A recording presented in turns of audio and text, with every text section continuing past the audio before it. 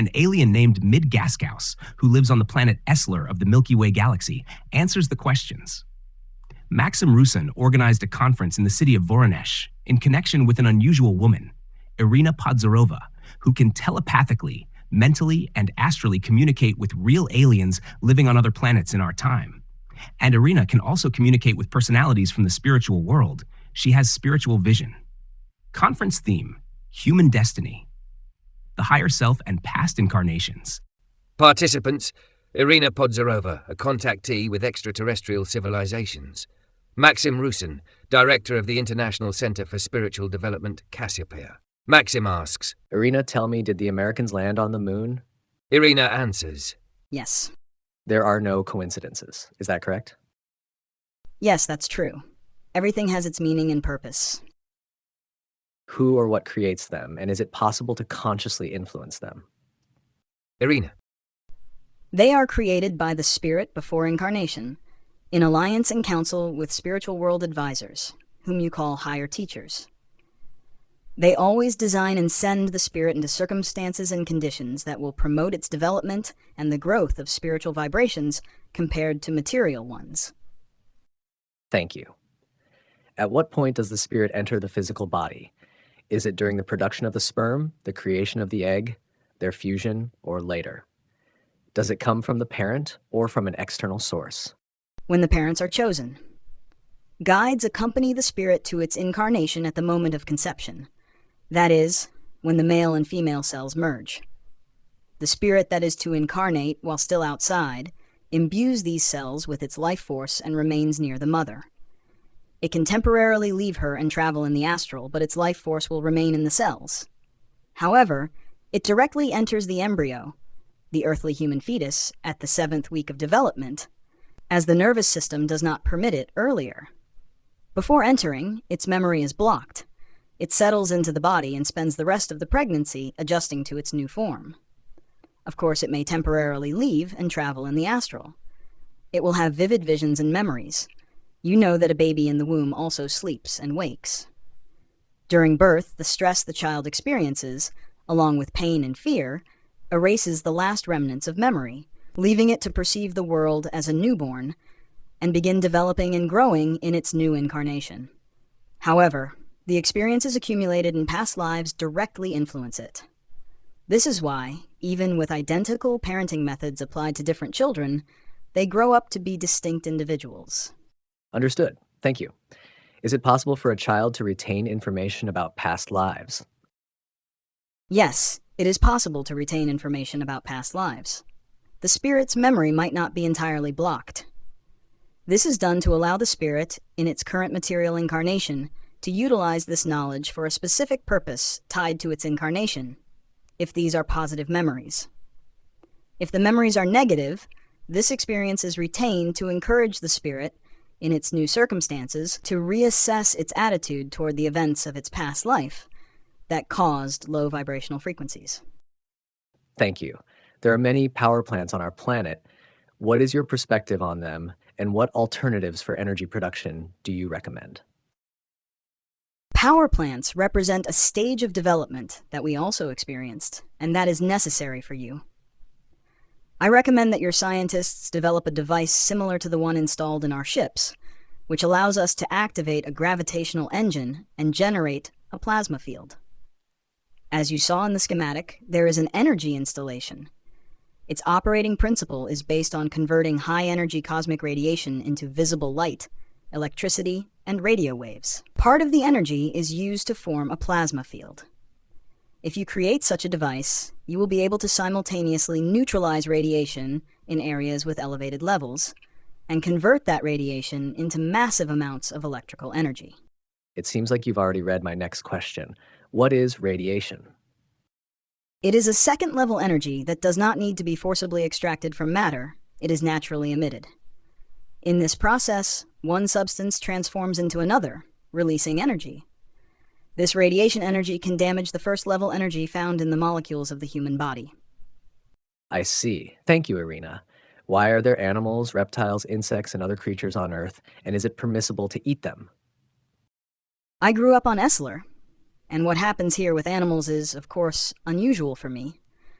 But I understand that it is a part of your civilization, your culture, and it cannot be changed, as your food industry relies on animal husbandry and agriculture. Things could not be otherwise here.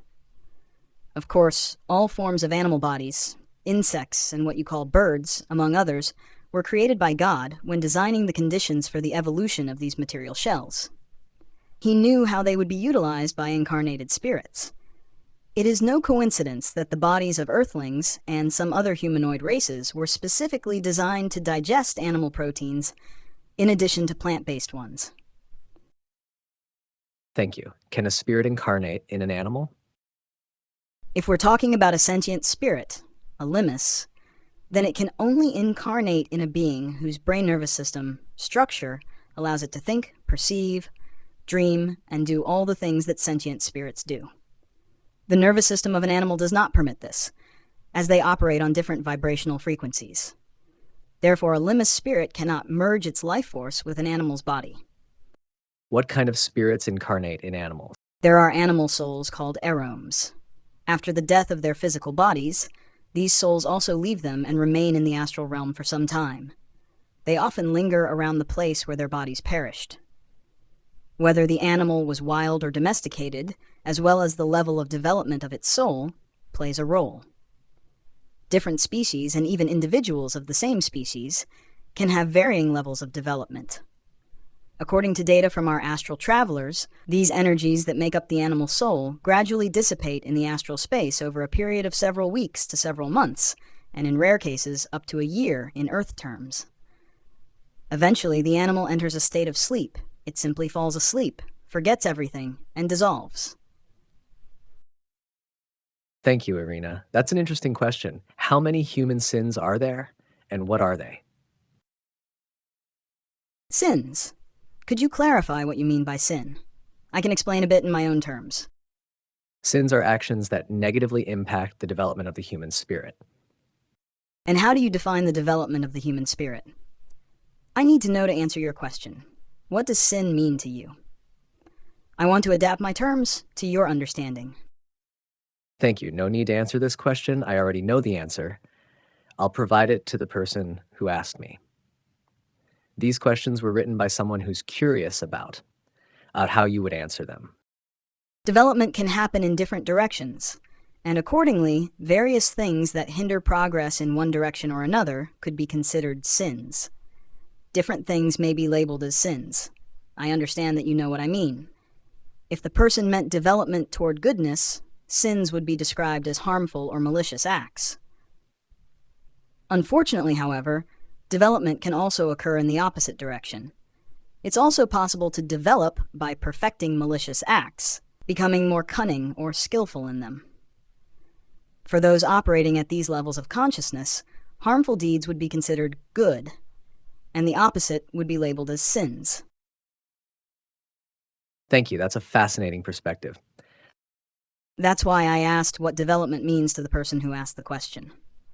What ideal has this individual set for their development? The number and nature of sins depend on that ideal. How can one learn to hear their higher self correctly? How can its thoughts be distinguished from one's own? That is, from the noise in one's head that a person creates themselves. In your human body, there is only one way to know the will of your higher self. The higher self is essentially you, but with access to information about your past and your life's purpose. This term is used to make it clearer to you that it refers to a level of consciousness higher than the one you usually operate at in the material world. How can you ascend to the level of consciousness of the higher self? This can only be achieved through spiritual growth, by recognizing that material achievements, while important, are merely tools for spiritual refinement. Once you fully understand and internalize this realization with your entire being, you will transition to a new vibrational level that allows thoughts from your higher self to flow into your consciousness.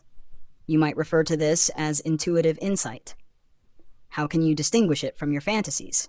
Fantasies are often reflections of your desires for gratification, whether on a sensory level or a more subtle one. On the other hand, the higher self and its intuitive revelations won't speak to you about these things. Instead, they will guide you toward fulfilling your purpose. This typically involves increasing love within yourself and the world, expanding knowledge, and pursuing wisdom, all of which bring you closer to divine vibrations. Any thoughts and feelings that draw you closer to these ideals are expressions of your higher self. Conversely, thoughts that lead you toward judging others or believing that love should be reserved solely for yourself are a rejection of the higher self. Thank you, much appreciated. What is conscience, and does a person need it? Conscience is another reflection of the higher self, but it is more closely tied to the moral norms of society. As you know, every spirit, when incarnating, has its memory of past lives blocked. Moral norms manifest in the form of feelings about what is acceptable and what is not. These feelings are referred to in your language as conscience.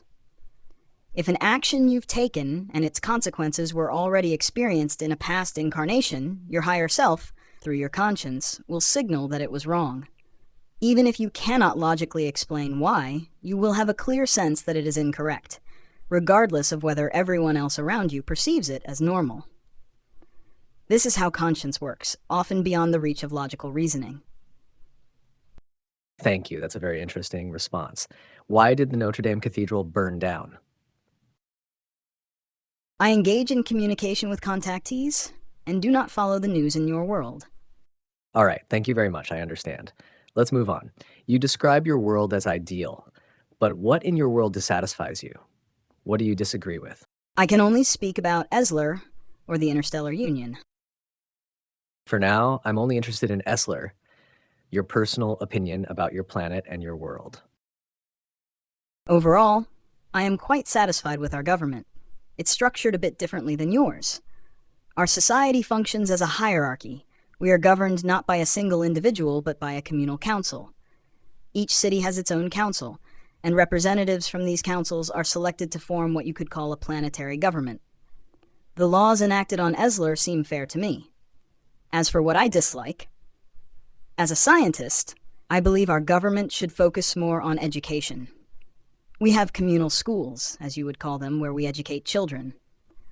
I think our government should place greater emphasis on fostering not just the spiritual aspect of children, but also, as you do, increasing attention to studying physical sciences.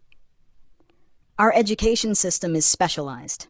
Not everyone studies subjects like mathematics or the hard sciences in depth. These are only studied if someone chooses a scientific specialization. Otherwise, our education system emphasizes psychology, social sciences, and the arts. Personally, I would increase the focus on the hard sciences. So, we would increase the focus on spiritual sciences here, while you would like to increase the focus on material sciences. Thank you, I understand. Do you have the concepts of deceit, lies, and falsehood in your society? Do your people ever deceive one another? The concepts of deceit, lies, and falsehood are what you might call sins, in the sense that they separate one from the divine, from its energies. They are not characteristics of civilizations, but rather of the spiritual levels from which the spirits come. As I mentioned before, just as every monastery might have a sinner, every prison might have a saint. So you do have deceit and lies, but to a lesser extent? If we look at the levels of governments, ideologies, and propaganda, then there is less deceit in the sense that we have no wars or crimes against our people, as you do. Thus, our governments have no need to claim that everything is fine when it is not. And if lies or deceit do exist, they are usually at the level of interpersonal relationships, not as part of state ideology, which is very prevalent in your world. However, deceit always has a purpose. Thank you. What are dreams, and where is our spirit actually located while we sleep? Kirkhighton. How could Kirkhighton appear during a session with Mid? Does this happen? Mid saw him making mental contact. Will there now be a contact session with Kirkhighton? I don't know. Dreams are partial memories of journeys outside the body.